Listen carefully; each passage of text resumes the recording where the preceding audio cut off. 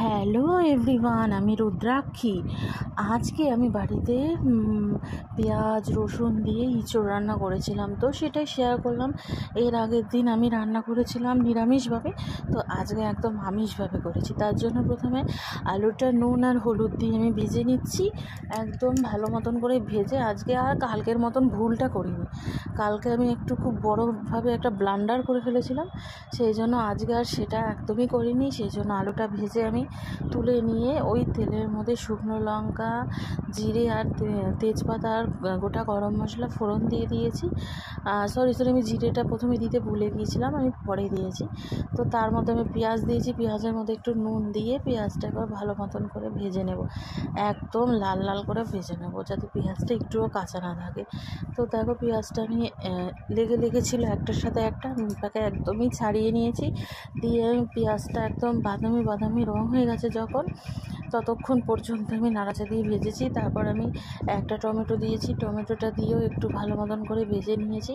তারপর যখন টমেটোটা গলে গেছে একদম, তখন ওটার মধ্যে আমি আদা বাটা, রসুন বাটা, কাঁচা লঙ্কা বাটা আর সাথে একটুখানি পেঁয়াজও দিয়ে দিয়েছিলাম বেটে, একসাথে সবকটা বেটে মশলাটা দিয়েছি। দিয়ে এবার ভালো মতন করে কষিয়ে নিয়েছি।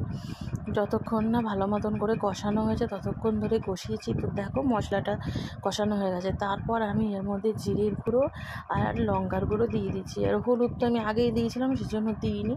দিয়ে এই মশলাটাকে দিয়ে ভালো মতন করে কষিয়ে নিয়েছি। একদম মশলার গা থেকে যেই মুহূর্তে তেল বেরিয়ে গেছে, তখন আমি এটার মধ্যে এঁচড়গুলো দিয়ে দিয়েছি। এবার এঁচড়টা আজকে একদম কচি না, একটু দানা হয়ে গেছিলো এঁচড়টা। তো এরকম এঁচড়ও খেতে বেশ ভালো লাগে, তবে আমার কচিটাই ভালো লাগে।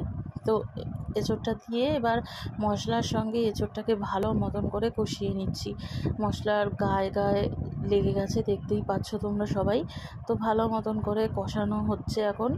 আর এঁচড় কিন্তু অনেকটা মাংসর মতন করে রান্না করতে হয়, মানে যদি এটা আমিষভাবে রান্না হয়। তো কষানোটা কিছুটা হওয়ার পর ভেজে রাখা আলুগুলো আমি দিয়ে দিয়েছি, কারণ আলুগুলোকেও তো দিতে হবে, কারণ যদি শক্ত থাকে সেই জন্য।